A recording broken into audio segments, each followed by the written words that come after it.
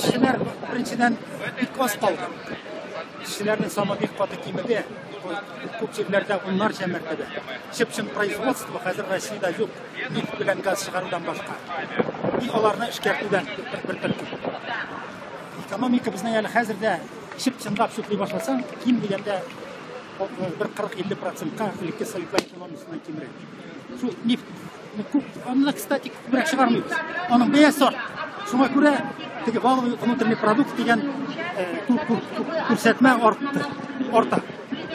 Shipshin soni boshlasan, traktorlar, kombaynlar, samolyotlar, qurloq, it, süt, ular orada elektrikan kemiradi. Ekonomika shu. Shunga ko'ra, kishining da kristyanning da hali betlashadi. Mana shu Всемирный торговый organizatsiya degan narsaga kirib, endi avul xo'jaligina hozir bek noshar ta'sir eta boshladi. Avul xalqining to'g'ri hali betlashadi nosharlanacak.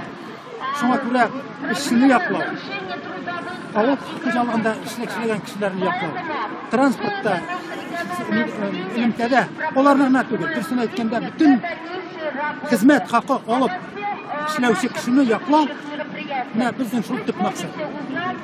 Valimmisin, уборщицами, yig'ishtiruvchimi, butunisini hatto biz vaqt предпринимательlar, даже o'qituvchilarning da yoqlarga hozir. Biz только mana shu oligarxlarning yoqlarimiz. Ular butunisini yeyib olgan, tutirgan, mana chekna o'qib o'tirdim bir ma'lumot.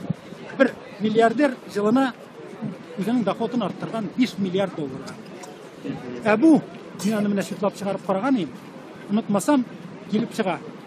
Her bir ishlagan kishiga, her bir pensionerga yil bo'yina üstemi, yil bo'yina her bir oyni 5 ming üstlab o'qishab o'tgan. Birovgina olmasa. Avvaranda.